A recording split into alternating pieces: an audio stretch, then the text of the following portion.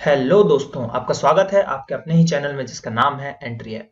दोस्तों, यहाँ पर मैं आज आपको पढ़ाने जा रहा हूँ एमपीपीएससी और व्यापम कैटेगरी के अंतर्गत पार्ट 17, जिसमें हम पढ़ रहे हैं मध्य प्रदेश के सिंचाई साधन एवं परियोजनाएं। तो इसमें हम क्या देखने वाले हैं कि मध्य प्रदेश में सिंचाई साधन कौन कौन से हैं, किस तरीके से सिंचाई होती है, कौन कौन सी परियोजनाएं जो बहुत ही ज्यादा इंपॉर्टेंट है, जैसे नर्मदा नदी पे परियोजनाएं हैं, चंबल नदी पे परियोजनाएं हैं, इनके बारे में जानेंगे। कुछ संयुक्त परियोजनाओं के बारे में जानेंगे। तो आप इसके लिए क्या कीजिए, चैनल को सब्सक्राइब कर लीजिए और बेल आइकन को दबा दीजिए ताकि जो है ज्यादा से ज्यादा आपको नोटिफिकेशन मिल सके वीडियोस के, और सभी एग्जाम की आप यहां पर तैयारी कर सकते हो। डिस्क्रिप्शन बॉक्स में ऐप की लिंक दी हुई है, ऐप को डाउनलोड कर लो, वहां पर जाकर आपको पीडीएफ्स मिल सकते हैं और कई सारे कोर्सेस भी वहां पर आपको देखने को मिलेंगे। तो ज्यादा से ज्यादा चीजों को डाउनलोड करो ताकि जो है वहां पर आप पढ़ाई भी कर सकें ऐप के थ्रू। तो चलिए आज के सेशन में जो हम पढ़ने जा रहे हैं मध्य प्रदेश के सिंचाई साधन एवं परियोजनाएं, उसकी शुरुआत करते हैं। तो यहाँ पर अगर सबसे पहले हम देखते हैं कि क्या है हमारे पास, तो सिंचाई परियोजनाओं की यहाँ पे बात की जा रही है। तो सबसे पहले जो है सिंचाई के लिए क्या होना चाहिए, जल होना चाहिए। क्या होना चाहिए, जल होना चाहिए। तो उसके बारे में हम चर्चा करते हैं। तो राज्य की सकल जल संपदा के बारे में पहले चर्चा कर रहे हैं कि राज्य की सकल जल संपदा क्या है। तो राज्य को उपलब्ध शुद्ध सहती जल की मात्रा कितनी है, 56.8 अरब घन मीटर। कितना, 56.8 अरब घन मीटर। तथा भूमिगत जल की शुद्ध वार्षिक मात्रा जो है 33.95 अरब घन मीटर है। इस तरह राज्य को प्रति वर्ष उपलब्ध सभी जल को अगर मिला दिया जाए तो लगभग जो है 90.75, यानी कि देखिए दशमलव के बाद हम 75 नहीं पढ़ते, 90.75 बोलते हैं ना, इस तरीके से। तो 90.75 अरब घन मीटर मिल जाएगा देखने को। कुल उपलब्ध सिंचाई क्षमता की अगर हम यहाँ पर बात करें, तो यहाँ पर अगर हम कुल सिंचाई क्षमता की बात करें तो 90.75 अरब घन मीटर में से लगभग जो है, अगर यहाँ की बात करें तो ये देखिए कितना है, 56,857 मिलियन घन मीटर जल का राज्य के द्वारा जो है उपयोग किया जाता है। कितना, 56,857 मिलियन घन मीटर जल का जो है राज्य के द्वारा यहाँ पर उपयोग किया जाता है, कि जो कि कुल उपलब्ध क्षेत्र का 70% आप मान के चलो। कितना, 70%। तो ये आपको याद रखना है कि कुल जल क्षेत्र का मध्य प्रदेश कितना भाग यूज करता है। तो कुल जो भी जल है हमारे पास, है ना, कुल जल जो भी है, जल क्षेत्र है जो है, उसका 70%, कितना, 70% जो है हमारा एमपी यूज करता है। तो ये इंपॉर्टेंट एक फैक्ट है जो कि यहाँ पर याद रखना है। मध्य प्रदेश जल से अगर आगे हम बात करते हैं, मध्य प्रदेश जल की अगर बात करें तो इस जल से जो है 112 लाख हेक्टेयर रकबे पर सिंचाई की जाती है। कितनी, 112 लाख हेक्टेयर रकबे पर सिंचाई की जाती है। राष्ट्रीय कृषि आयोग की अगर हम बात करते हैं यहाँ पर राष्ट्रीय कृषि आयोग के बारे में, तो राष्ट्रीय कृषि आयोग के अनुसार राज्य के समग्र जल संसाधन का प्रयोग करके 91 लाख हेक्टेयर ही सींचा जा सकता है। कितना, 91 लाख हेक्टेयर सींचा जा सकता है। इसमें से 61 लाख हेक्टेयर सतही जल से तथा 30 लाख हेक्टेयर जो है भूमिगत जल से सींचना संभव है। ऐसा किसने कहा है, राष्ट्रीय कृषि आयोग ने कहा है। तो ये चीजें भी आपको थोड़ी सी ध्यान रखनी है। चलिए आगे चलते हैं यहाँ पर अगर कुछ चीजों के बारे में, तो ये है कि वर्तमान में जो हमारे पास कुल जो है सिंचाई क्षमता की अगर हम बात करें, तो फसल सिंचित क्षेत्र की बात करें तो 2011-12 तक निर्मित सिंचाई क्षमता जो है 78.80 लाख हेक्टेयर थी, जो कि 2017 और 18 में बढ़कर 113.94 लाख हेक्टेयर हो गई है। तो कितनी की वृद्धि हो गई भैया, 6.77% की यहाँ पर वृद्धि आपको देखने को मिल जाती है। 17-18 में शुद्ध सिंचित क्षेत्र की बात करें तो 105.6 लाख हेक्टेयर है, जो कि पिछले वर्ष की बात करें तो 6.9% अधिक है। आगे अगर हम बात करते हैं शुद्ध सिंचित क्षेत्र की बात करें, तो भारत में प्रदेश का 7वां स्थान है। ये इंपॉर्टेंट है कि अगर शुद्ध सिंचित, तो यहां पर अगर हम बात करते हैं शुद्ध सिंचित क्षेत्र की, तो शुद्ध सिंचित क्षेत्र कितना है भैया, 7th रैंक है हमारा, है ना, भारत में। ठीक है, भारत में मतलब भारत के अंदर, अब ये नहीं कि भारत में रैंकिंग कैसी, इंडिया के अंदर जो हमारे जैसे भाई सभी राज्य हैं, तो उसमें जो है प्रदेश जो हमारा मध्य प्रदेश है वो 7वां स्थान यहाँ पर आता है उसका। बात करें 12वीं योजना, जो 12वीं हमारी पंचवर्षीय योजना की अगर हम बात करें, उसमें क्या बोला गया है, सिंचाई का लक्ष्य क्या रखा गया है, सिंचाई का लक्ष्य रखा गया है 5.66 लाख हेक्टेयर यहाँ पर रखा गया है। तो ये चीजें भी जो है आपको यहाँ पर थोड़ी सी देखनी पड़ेंगी। अब जैसे कुछ यहाँ पे चीजें होती हैं कि सबसे ज्यादा सिंचित जिला कौन सा होता है, तो ग्वालियर है। क्या है? ग्वालियर। ग्वालियर जो है यहाँ पर अगर हम बात करें तो सर्वाधिक सिंचित जिला के अंतर्गत आता है, लगभग कितना, 61%। कितना? लगभग जो है 61% आता है। और सबसे कम सिंचित की अगर बात करें, सबसे कम ये है, सबसे ज्यादा, ठीक है, सबसे ज्यादा है। अब सबसे कम की बात करते हैं तो ये है हमारा डिंडोरी। क्या है? डिंडोरी। डिंडोरी कितना सिंचित है भैया? बहुत ही कम है, 1% भी नहीं है, 0.80% आपको देखने को मिल जाएगा। तो ये चीजें जो है थोड़ी सी आपको इंपॉर्टेंट यहाँ पे रखनी है कि भैया सबसे कम सिंचित ये है, सबसे ज्यादा भी है, सबसे ज्यादा पानी यहाँ पे आ रहा है ग्वालियर में, चंबल नदी से पानी यहाँ पे ज्यादा मिल रहा है इनको, है ना। उसके बाद बात करें डिंडोरी है तो यहाँ पर इनको पानी ही नहीं मिल रहा। तो इस तरीके से आप थोड़ा सा इसको याद रख सकते हो कि सबसे ज्यादा सिंचित ग्वालियर है और सबसे कम सिंचित यहाँ पर कौन सा हो जाएगा, डिंडोरी जिला देखने को मिल जाएगा। अब जो है हम देखने वाले कुछ जो हमारे साधन है, सिंचाई के साधन कौन कौन से, उनके बारे में हम थोड़ा सा चर्चा कर लेते हैं। तो चलिए आगे बढ़ते हैं। तो यहाँ पर देखिए हमारे पास सिंचाई के प्रमुख साधन की बात की जा रही है, तो ये है हमारे साधन। साधन की अगर हम बात करें तो कौन कौन से साधन है हमारे पास, कुआं है, हमारे पास नलकूप है, नहर है, हमारे पास तालाब है। तो इन चीजों से हम जो है यहाँ पर करते हैं। मेनली जो है हमारे पास तीन ही है, कुआं और नलकूप एक है, नहर है और तालाब है। तो प्रतिशत की बात करें तो देखिए नहर जो है, नहर वाला जो हिस्सा है ये वाला, नहर से कितना, लगभग 20.24% सिंचित होता है। तालाब से बहुत ही कम है, 3.20%, क्योंकि तालाब अब बचे नहीं है। हम सब तालाब को क्या कर रहे हैं, जो भी हमारे पास तालाब है उसको हम भरते हैं और उसपे बड़ी बड़ी बिल्डिंग्स बना रहे हैं बिल्डरों के द्वारा, और हम अपना आवास बना रहे हैं, पानी को हटाकर वहां पर हम आवास बना रहे हैं। तो ये चीजें यहाँ पर हो रही है। नगरीकरण जिसको बोलते हैं, क्या बोलते हैं, नगरीकरण। नगरीकरण के तहत ये चीजें हो रही हैं। जो आउटसाइड में तालाब है तो वो बच जा रहे हैं, जो अगर सिटी के बीच में आ रहे हैं तो वहां पर उसको पूर दिया जाता है, उसको भर दिया जाता है और वहां पर बिल्डिंग बना दी जाती है। जैसे अगर रानीताल की बात करें हम, मतलब जबलपुर में, जबलपुर की बात करें तो वहां पर कई तालाब थे, जगह का नाम ही है रानीताल, है ना। रानीताल मतलब तालाब होगा वहां पे कोई तालाब देखने को नहीं, जब भंवर ताल, कई सारे हैं। तो मतलब शहरीकरण के कारण, नगरीकरण शहरीकरण के कारण ये चीजें होती हैं। तो इसलिए जो तालाब का जो है प्रतिशत बहुत कम है, यहाँ पर 3.2% ही आपको तालाब देखने को मिलेगा।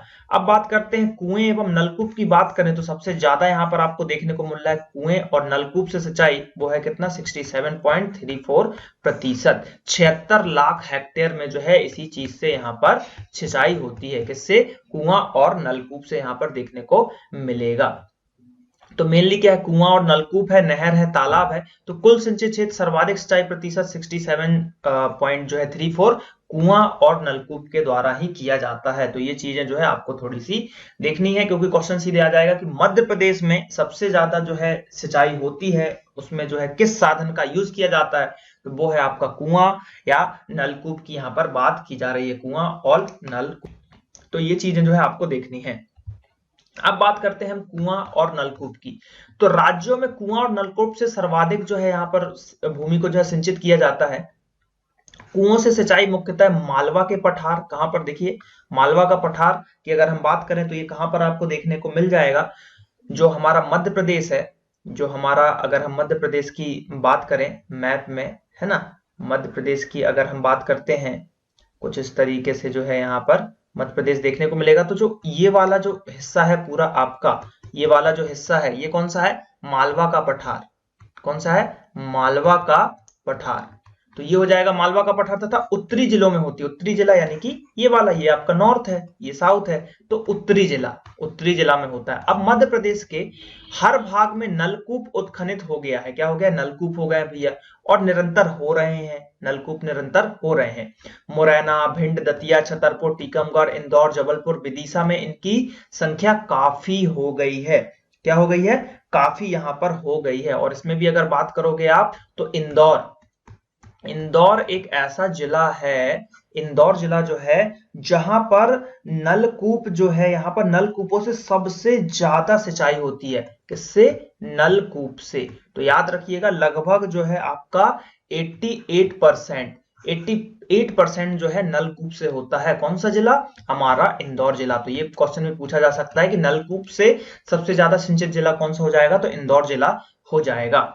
है ना। और कुएं की बात करें तो कुआं जो है, कुएं से कौन सा होता है, मंदसौर, याद रखिएगा, मंदसौर जिला, मंदसौर जिला जो है इसमें क्या होता है, कुएं, कुएं से जो है यहाँ पर सिंचाई की जाती है लगभग जो है 82%। तो याद रखिएगा सर्वाधिक मतलब सकल सिंचित जिला जो है कुएं के मामले में अगर बात करें तो मंदसौर, नलकूप के मामले में अगर हम बात करते हैं तो इंदौर देखने को मिल जाएगा। ठीक है, कौन सा जिला देखने को मिल जाएगा, इंदौर देखने को मिल जाएगा।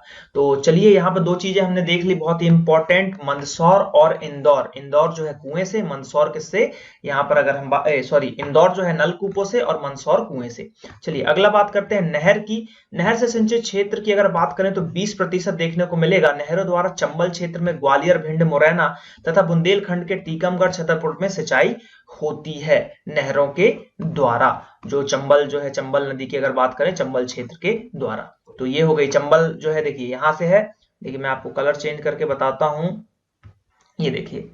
अब अगर आप यहां से बात करोगे तो चंबल नदी जो है लगभग कुछ यहां से ऐसे निकलती हुई और यहां तक ऐसे आती है, बीच में जो है राजस्थान। तो इस तरीके से जो है चंबल नदी होती है। तो यहां पर जो है आपको ये वाले जिले देखने को मिल जाएंगे, कौन से, मुरैना, है ना, ग्वालियर, भिंड, ये सारी चीजें आपको देखने को मिल जाएगी। तो ये कौन से, चंबल नदी कुछ इस तरीके से आती है और नर्मदा नदी कुछ इस तरीके से आती है ना। तो ये चीजें जो है आपको थोड़ी सी यहाँ पर ध्यान रखनी है। चलिए आगे बढ़ते हैं यहाँ पर, तो हम तालाबों के बारे में देखते हैं जिसकी संख्या बहुत कम है। तो तीसरा प्रमुख सिंचाई का साधन है हमारा तालाब।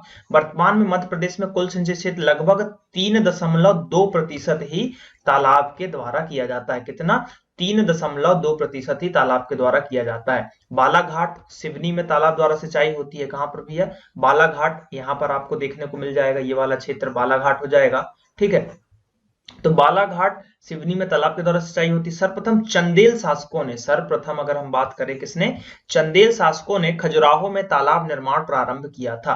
कहां पर, खजुराहो में, याद रखिएगा, खजुराहो यानी कि बुंदेलखंड क्षेत्र की बात की जा रही है। खजुराहो बुंदेलखंड क्षेत्र की बात की जा रही है। तो वहां पर किसने किया था भैया, चंदेल, चंदेल राजाओं ने, चंदेल राजाओं ने क्या किया था, तालाबों का निर्माण। तो क्वेश्चन यहां से बन सकता है कि सर्वप्रथम तालाबों का निर्माण किसने करवाया था एमपी में, तो चंदेल राजाओं ने करवाया था खजुराहो में। वो भी कहां पर, खजुराहो में, याद रखिएगा। नोट में एक पॉइंट लिखा गया है कि नहर और तालाब को मिलाकर कुल 23.4% क्षेत्र सिंचित होता है। टीकमगढ़ से तालाब जोड़ो प्रोजेक्ट का भी प्रारंभ किया गया था। तो अगर यहां से एक प्रश्न बनता है कि तालाब जोड़ो प्रोजेक्ट जो है कहां से प्रारंभ किया गया था, तो तालाब जोड़ो प्रोजेक्ट जो है अगर हम बात करें तो वो आपको देखने को मिल जाएगा कहां से, टीकमगढ़ से। कहां से देखने को मिल जाएगा, टीकमगढ़ से देखने को मिल जाएगा तालाब जोड़ो प्रोजेक्ट। तो ये चीजें जो है आपको थोड़ी सी ध्यान रखनी है और याद भी रखनी है। तो हमने क्या देखा, कुआं देखा, नहर देखा, तालाब देखा। मंदसौर कुएं में सबसे ज्यादा है, इंदौर नलकूप में सबसे ज्यादा यहाँ पर देखने को मिलेगा। अब देखिए जैसे नहर की बात करी हमने, तो नहर में सबसे ज्यादा सिंचित अगर जिले की बात करें जो कौन है, तो होशंगाबाद है ना, कौन है, होशंगाबाद, होशंगाबाद का नाम आता है। तालाब में बात करोगे तो जैसा कि बताया कि बालाघाट ही है, तालाब में कौन सा है, यहाँ पर बालाघाट आपको देखने को मिल जाएगा। अब अगर हम यहाँ पर बात करते हैं कुछ चीजों के बारे में, अब अन्य क्षेत्र, देखिए एक चीज मैंने बताना यहाँ पे भूल गए, यहाँ पे जो है अन्य क्षेत्र में जो है कितना है, अन्य क्षेत्र की अगर हम बात करें 9.22% आपको देखने को मिलेगा। तो अन्य में बात करें जैसे पोखर है, नाले हैं, डबरे हैं, इन चीजों से जो है यहाँ पर की जाती है। चलिए अब जो हम देखने वाले हैं कुछ, यहाँ पर हम परियोजना की तरफ बढ़ते हैं। ये चीजें हमने देख ली। अब मेनली जो हम देखेंगे परियोजना की, परियोजना कौन सी है यहाँ पर, ठीक है। तो चलिए परियोजना की हम यहाँ पर बात करते हैं। ये देखिए एक मैप बना के रखा हुआ है मैंने यहाँ पर, तो हम परियोजनाएं देखने वाले हैं। सबसे पहले तो चंबल नदी से हम यहाँ पर शुरुआत करने वाले हैं। तो चंबल नदी की अगर हम बात करें तो कुछ इस तरीके से जो है हमारे मध्य प्रदेश में जो है आती है चंबल नदी, कुछ इस तरीके से। तो ये वाला जो क्या हो गया, ये हमारी चंबल नदी हो गई, जिसको मैंने ब्लू लाइन ड्रॉ किया है, क्योंकि इस पे भी बहुत सारी परियोजनाएं हैं जो हमको यहाँ पर याद रखना है। तो ये क्या है, चंबल नदी आपको देखने को मिलेगी। तो ब्लू कलर इसलिए मैंने लिया है, क्यों, क्योंकि ब्लू आपको पता है कि ब्लू जो है पानी है, आज पानी ब्लू ब्लू है, गाना भी है। तो इस तरीके से ये हमारी कौन सी नदी होगी भाई, ये हो गई हमारी चंबल नदी। कौन सी नदी, चंबल नदी हो गई। अब चंबल नदी हो गई तो अब इसमें कुछ परियोजनाएं हैं, उनके बारे में हम चर्चा करते हैं। इसको क्या बोला जाता है, इसको चंबल घाटी परियोजना। चंबल घाटी परियोजना की हम यहाँ पर चर्चा कर रहे हैं, चंबल घाटी परियोजना।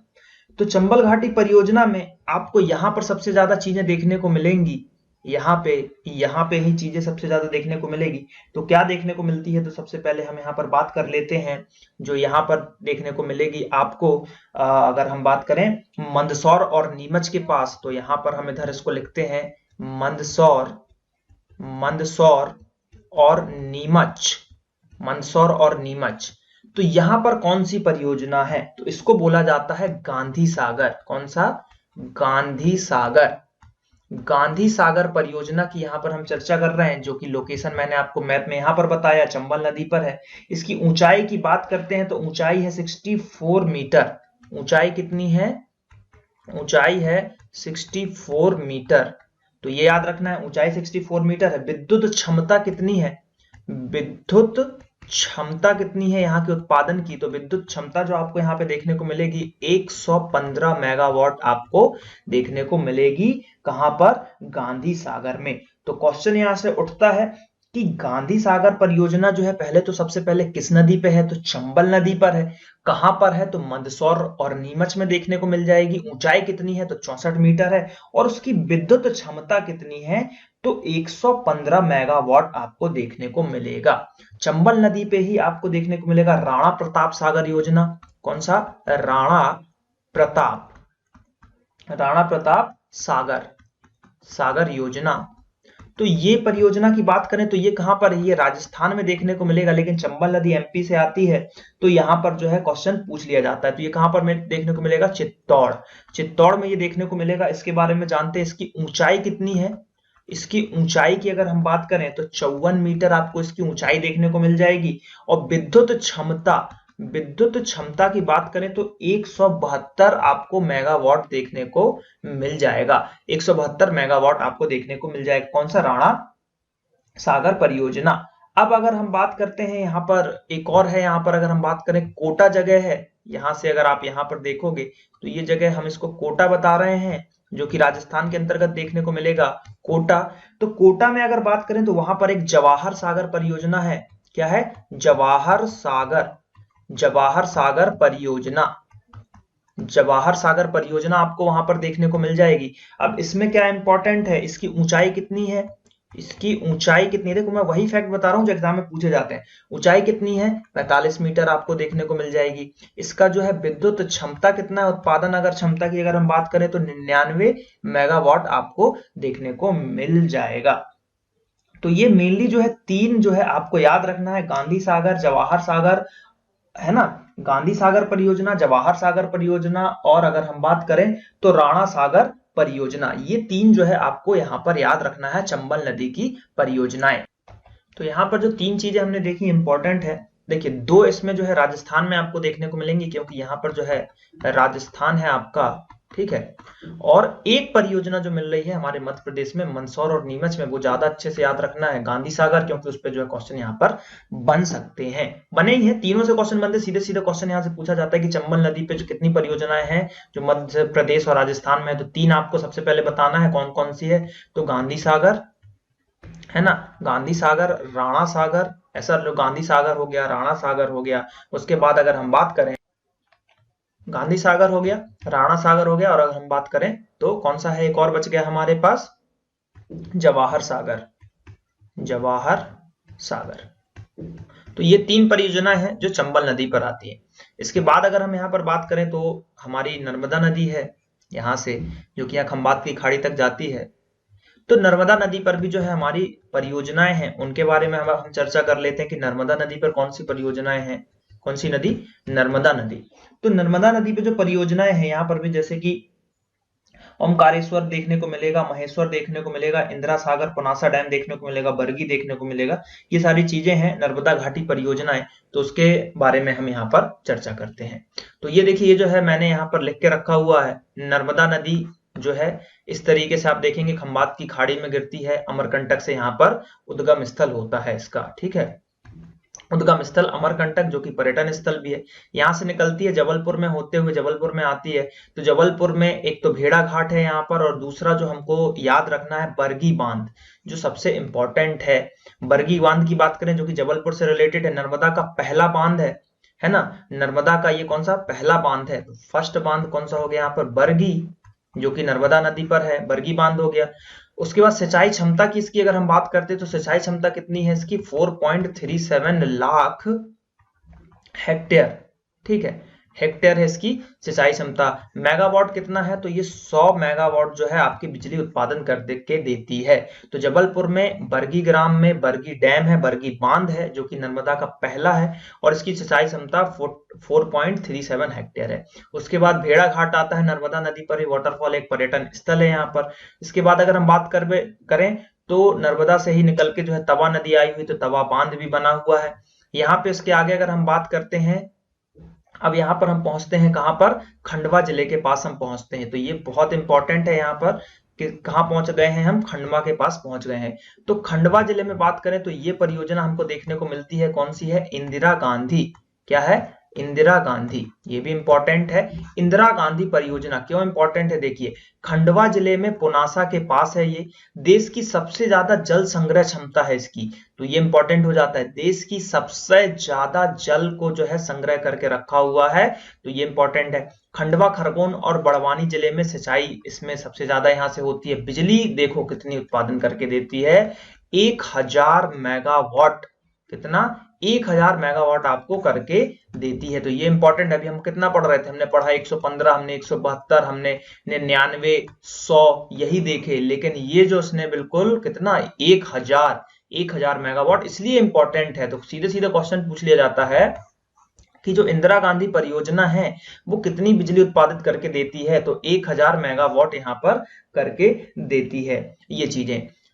और लोकेशन आपको याद रखनी है कहां पर, खंडवा। उसी के थोड़ा सा आगे जाएंगे तो यहाँ पर आपको ओमकारेश्वर देखने को मिलेगा। ओमकारेश्वर परियोजना की बात करते हैं तो ओमकारेश्वर जो परियोजना है यहाँ पर, ठीक है, ओमकारेश्वर परियोजना, तो ये क्या है इसमें, इसकी अगर हम बात करें तो खंडवा जिले के मानधाता गांव में देखने को मिलेगी। सिंचाई क्षमता 1.47 देखने को मिलेगी। बिजली उत्पादन की अगर हम बात करें तो 520 मेगावाट, तो ये भी यहाँ पर इंपॉर्टेंट हो जाती है। उसके बाद अगर हम आगे बढ़े तो आगे फिर जाकर जो है ये खंबात की खाड़ी में हमारी जो नर्मदा नदी है यहाँ पर चली जाती है, मिल जाती है।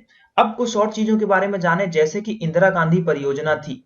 अब ये तो जो इमेज में लिखी है वो मैंने चीजें यहाँ पर आपको बताई। अब कुछ और चीजें जानना है जो एग्जाम में आ जाती हैं, जैसे कि अब इंदिरा सागर पुनासा डैम खंडवा की बात की जा रही है, पुनासा डैम खंडवा की बात की जा रही है, तो इसकी ऊंचाई कितनी है, ऊंचाई भी पूछ ली जाती है। तो ऊंचाई की अगर बात करें तो ऊंचाई है 92 मीटर, कितनी है भैया, 92 मीटर ऊंचाई है। अब उसके बाद अगर हम बात करें तो यहां पर जो है कुल, है ना, कुल की अगर हम बात करें कितनी जो है पुनासा पे जो है कुछ प्रोजेक्ट भी चल रहे हैं, तो कौन से प्रोजेक्ट चल रहे हैं, तो पुनासा डैम की अगर बात करें तो कुल उस पे जो है यहाँ पर 4 प्रोजेक्ट चल रहे हैं, जैसे कि 3 लघु जल विद्युत परियोजनाएं चल रही हैं और एक जो है गार्लेडिंग परियोजना चल रही है, जो कि 19,000 हेक्टेयर यहाँ पर जो है पानी उसमें दिया जाता है। तो इस तरीके से कुछ चीजें यहाँ पर देखने को मिलेंगी। हमने यहाँ पर बरगी डैम देखा था। बरगी की ऊंचाई की अगर हम बात करें, बरगी की ऊंचाई की अगर हम बात करें तो बरगी की ऊंचाई कितनी है, लगभग 69 मीटर, या फिर आप इसको 70 मीटर बोल सकते हो। कितनी है, 70 मीटर इसकी ऊंचाई आप यहाँ पर बता सकते हो, इतने मीटर ऊंचा है यहाँ पर। और ये जो है पहला है, तो याद रखना जबलपुर में जो है ये पहला है। तो ये चीजें यहाँ पर हो गई। तो ये हमने देख लिया नर्मदा नदी और चंबल नदी की परियोजनाएं देख ली, ठीक है। ये याद रखना आपको, क्यों, क्योंकि एग्जाम में पूछे जाएंगे। 6 परियोजनाएं जो मैंने आपको बताई हैं, चंबल नदी की 3, और मेनली जो इंपॉर्टेंट है बरगी, ओमकारेश्वर और इंदिरा गांधी पुनासा डैम जो है खंडवा में, वो लोकेशन याद रखनी है आपको कि कहां पर है। तो अगर पूछ ले इंदिरा सागर कहां पर है, तो नर्मदा नदी पर है, खंडवा में है।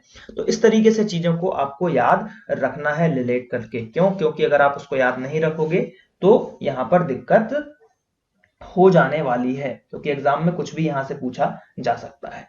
चलिए आगे बढ़ते हैं, यहाँ पर कुछ और चीजों के बारे में जानते हैं। तवा बांध है, ये सारी चीजें हैं। अब जो हम जानने वाले हैं कुछ संयुक्त परियोजनाओं के बारे में, यहाँ पर हम जानने वाले हैं, जो कि संयुक्त परियोजनाएं क्या होती हैं, जो जैसे मध्य प्रदेश भी है, यूपी है, दोनों मिलके कर रही हैं, है ना, इस तरीके से। चलिए इनके बारे में जानते हैं। तो ये है हमारी संयुक्त परियोजनाएं। क्या है? संयुक्त परियोजनाएं। परियोजनाएं याद रखिएगा, संयुक्त परियोजनाएं की यहाँ पे बात की जा रही है। तो सबसे पहले यहाँ पर हम बात करते हैं मध्य प्रदेश और उत्तर प्रदेश, एमपी यूपी की बात करते हैं। तो यहाँ पर पहला है उर्मिला परियोजना, जो कि किस नदी पे बनाई जा रही है? उर्मिला नदी पे चल रही है। तो ये आपको याद रखना है कि भैया उर्मिला परियोजना सबसे पहले तो उर्मिला नदी पे है, और किन किन के बीच में है? तो एमपी और यूपी के बीच में है। रानी लक्ष्मीबाई परियोजना या फिर राजघाट परियोजना या फिर माता टीला परियोजना, बहुत इंपॉर्टेंट है, सीधे सीधे क्वेश्चन आता है। माता टीला परियोजना किस नदी पर है? तो बेतवा नदी पे है एक तो, और ये किसके बीच में है? तो यूपी और एमपी जो है संयुक्त परियोजना है। तो रानी लक्ष्मीबाई परियोजना, राजघाट परियोजना या फिर माता टीला परियोजना, कुछ भी पूछे तो आपको लगाना है कि ये जो संयुक्त परियोजना है, एक तो बेतवा नदी पर है, दूसरा यूपी और एमपी में है। केन परियोजना केन नदी पर है, ये भी यूपी प्लस एमपी के द्वारा यहां पर की जाती है। चौथा जो है यहां पर सिंहपुर बैराज ग्रेटर गंगऊ बांध परियोजना या गंगऊ बांध, तो ये है यहां पर केन नदी पर, ये भी यूपी प्लस एमपी में देखने को मिलेगा। तो सबसे ज्यादा जो इंपॉर्टेंट है, मोस्ट आईएमपी, वो ये वाला है, जो कि है माता टीला परियोजना, रानी लक्ष्मीबाई परियोजना, राजघाट परियोजना, ये इंपॉर्टेंट है। यहां पर उर्मिला परियोजना की बात करें तो उर्मिला नदी पर आपको देखने को मिल जाएगा। मध्य प्रदेश और महाराष्ट्र, यानी कि महाराष्ट्र हो गया और एमपी, एमएच और एमपी की अगर बात करें तो यहां पर जो देखने को मिलेगा अपर बैनगंगा परियोजना। कौन सी? अपर बैनगंगा परियोजना, संजय सरोवर योजना या फिर बैनगंगा नदी पे जो बनी हुई है, तो इसका नाम है अपर बैनगंगा या फिर संजय सरोवर योजना, जो कि महाराष्ट्र और मध्य प्रदेश से है। पेंच परियोजना की बात करें तो ये भी पेंच नदी पर है, और ये भी किस पे है? महाराष्ट्र और एमपी में देखने को मिल जाएगा, उनकी एक संयुक्त परियोजना है। इसके बाद अगर हम बात करें आगे, तो बावनी घड़ी, ठीक है, कौन सी? बावनी घड़ी या फिर राजीव गांधी परियोजना, नाम इंपॉर्टेंट है, बावनी घड़ी या फिर राजीव गांधी परियोजना, जो कि बावनी घड़ी नदी पर है, ये भी जो है महाराष्ट्र और एमपी की संयुक्त परियोजना देखने को मिलेगी।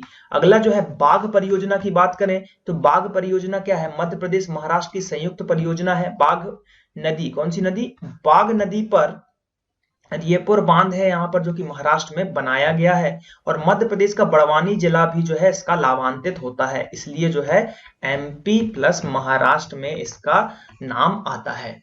अगला है यहाँ पर काली सागर परियोजना, इसका प्रारंभ हुआ था 1977 से, नदी का नाम है काली नदी, बैतूल जिले की बात की जा रही है। और मध्य प्रदेश की बात करें तो महाराष्ट्र की संयुक्त परियोजना तथा बाघ परियोजना की पूरक है ना, महाराष्ट्र की संयुक्त परियोजना है तथा जो बाघ परियोजना है उसकी एक पूरक परियोजना है, कौन सी? काली सागर परियोजना है। तो ये भी यहाँ पर थोड़ा सा आपको ध्यान रख के चलना है कि एग्जाम में आ सकता है।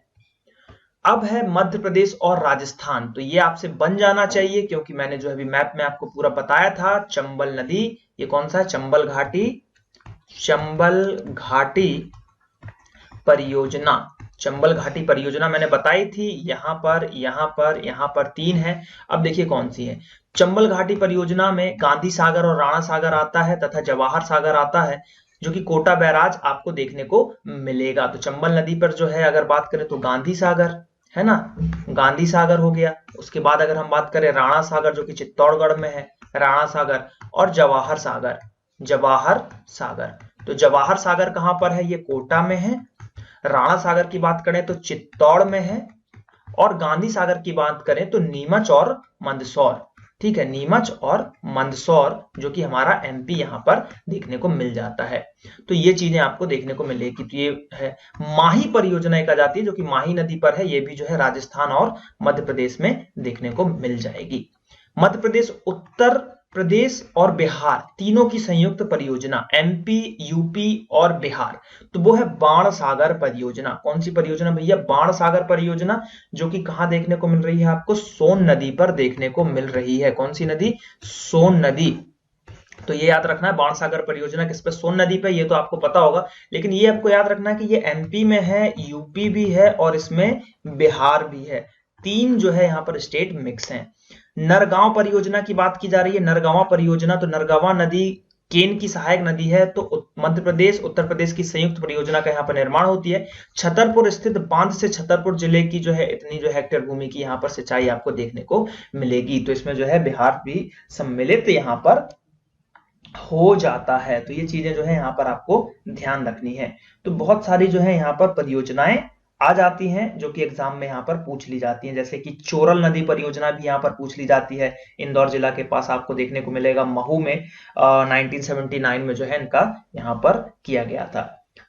अब आगे बात करते हैं कुछ और चीजों के बारे में कि क्या है यहाँ पर, कौन सी चीजें इंपॉर्टेंट हो जाती हैं। तो चलिए देखते हैं उनके बारे में कि और कौन सी चीजें इंपॉर्टेंट।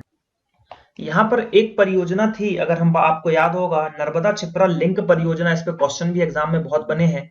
नर्मदा छिप्रा, ठीक है, लिंक परियोजना जो कि पूर्ण हो चुकी है, ठीक है, पूर्ण हो चुकी है, 2012 में शुरुआत हुई थी। तो ये देखिए, ये क्या है, ये हमारा उज्जैन है, ठीक है, ये है उज्जैन। उज्जैन से छिप्रा नदी चली, ठीक है, देवास होते हुए नीचे आई और यहां पर है ये हमारी नर्मदा नदी। ये कौन सी नदी है, ये नर्मदा नदी है और ये है हमारी छिप्रा नदी। तो इनको ऐसे लिंक किया जा रहा था। तो ये हो गया यहां से उज्जैन, उज्जैन से आए देवास, देवास के बाद उज्जैनी गांव होते हुए यहाँ पर इधर पे आपको इंदौर मिलेगा, है ना, और ये यहाँ पर आके नर्मदा नदी में मिला दिया गया इस परियोजना को। तो ये परियोजना जो है सफलतापूर्वक पूर्ण हो गई। इस परियोजना की अगर हम बात करें यहाँ पर, तो 2012 में यहाँ पर स्टार्ट हुआ था और 2014 में जो है ये पूर्ण हो गई थी। तो ये क्वेश्चन यहाँ से पूछा जा रहा है आजकल एग्जामों में कि नर्मदा छिप्रा लिंक परियोजना जो है कब स्टार्ट हुई, तो 2012 में, कब खत्म हुई, तो 2014 में। लगभग 430 करोड़ रुपए का इसमें जो है यहाँ पर हुआ। लाल कृष्ण आडवाणी जी के द्वारा लोकार्पण यहाँ पर हुआ था। इसमें फायदा क्या हुआ है कि 3000 गांव और 70 कस्बों में पेयजल की जो है किल्लत दूर हो जाएगी, जो कि मालवा क्षेत्र हमारा कहलाता है। और अगर हम इसमें बात करें तो और क्या चीजें हैं, तो मेनली जो है अगर हम बात करें, नर्मदा का पानी जो है यहाँ पर उज्जैन तक जो है, उज्जैन के गांवों तक पहुंचाई गई है। तो ये जो है परियोजना इंपॉर्टेंट है, आईएमपी है, एग्जाम में पूछी जाती है। तो ये भी आपको थोड़ा सा याद रखना है। चलिए आगे बढ़ते हैं। यहाँ पर तो कुछ चीजें हैं हमारे पास सिंचाई परियोजना 2018 की, तो देखते हैं। कोटेश्वर लघु सिंचाई प्रोजेक्ट रतलाम में देखने को मिलेगा। छीता खुदरी मध्यम सिंचाई प्रोजेक्ट जो आपको देखने को मिलेगा जबलपुर में देखने को मिलेगा। भावसा मध्यम सिंचाई प्रोजेक्ट बुरहानपुर में देखने को मिलेगा। कैथ मध्यम सिंचाई प्रोजेक्ट सागर में देखने को मिलेगा। वर्धा सिंचाई जो है परियोजना बैतूल जिला, सिंचित क्षेत्र कितना है आपका, 5700 हेक्टेयर। तो आपको ये याद रखना है। कन्या खेड़ी परियोजना सीहोर में है। निर्गुण जो सिंचाई परियोजना है बैतूल में देखने को मिलेगा। घोघरी सिंचाई परियोजना बैतूल में देखने को मिलेगा। चंबल जो है सिंचाई परियोजना श्योपुर में देखने को मिल जाएगा। झिंता सिंचाई परियोजना श्योपुर में देखने को मिलेगा। भाम सिंचाई परियोजना खनुआ में देखने को मिलेगा। औलविया सिंचाई परियोजना खनुआ में देखने को मिलेगा। तो ये जो हम पढ़ रहे हैं ये 2018 की परियोजनाओं के बारे में हम यहाँ पर चर्चा कर रहे हैं। कुछ और है यहाँ पर, गढ़ा सिंचाई परियोजना की बात करें तो ये बैतूल में आपको देखने को मिल रहा है। सनकोटा सिंचाई परियोजना सीहोर में देखने को मिला है। मोगरा खेड़ा सिंचाई परियोजना सीहोर में है, 4000 हेक्टेयर। ये सब जो है हेक्टेयर लिखे हुए हैं कितनी इनकी सिंचाई क्षमता है। मोहनपुरा बृहद सिंचाई परियोजना की बात करें तो राजगढ़ है और ये प्रधानमंत्री के द्वारा उद्घाटित है। तो ये थोड़ा सा इंपॉर्टेंट हो जाता है। जावर माइक्रो जो अगर हम बात करें उद्घाटन परियोजना खनुआ में है। और सुबासरा सामगढ़ योजना मंदसौर में देखने को मिलेगा। इसको माइक्रो सिंचाई परियोजना कहा गया है। तो ये भी इंपॉर्टेंट हो जाता है और ये भी इंपॉर्टेंट है क्योंकि भैया प्रधानमंत्री के द्वारा किया गया था। पारस डोर बांध परियोजना की बात करें, प्रोजेक्ट की बात करें तो ये मुल्ताई में चलाई जा रही है। तो ये चीजें भी आपको थोड़ा सा यहाँ पर ध्यान रखना है। जैसे बाणसागर परियोजना था तो गंगा पे उसकी इकाई 1, तो कई सारी जो है बृहद जो है यहाँ पर परियोजनाएं चल रही हैं। चलिए आगे बढ़ते हैं। यहाँ पर और क्या चीजें देखने को मिल रही है हमको, तो यहाँ पर चीजें समाप्त होती हैं। इसमें हमने बहुत सारी परियोजनाओं के बारे में जाना जो कि इंपॉर्टेंट थी। चंबल नदी, नर्मदा नदी की परियोजना सबसे ज्यादा इंपॉर्टेंट है। वो जो मैंने 6 परियोजना बताई हैं उसी पे पूरे जो है यहाँ पर प्रश्न पूछ लिए जाते हैं एग्जाम में, है ना। एमपीपीएससी हो चाहे पुलिस का हो, कोई भी एग्जाम हो मध्य प्रदेश का, उसमें उससे क्वेश्चन पूछे जाते हैं। तो आई होप कि ये वीडियो अच्छा लगा होगा। अगर वीडियो अच्छा लगा है तो लाइक करो, अपने दोस्तों के साथ शेयर करो, चैनल को सब्सक्राइब करो, बेल आइकन को दबाओ, वो रेड जो सब्सक्रिप्शन वाला बटन है उसको एकदम पूरा दबा दो जितना ज्यादा दबा सको, और शेयर करो वीडियो को और लाइक भी ठोक दो अगर आपको वीडियो पसंद आया हो। तो चलिए मिलते हैं अगले वीडियो में। Thank you.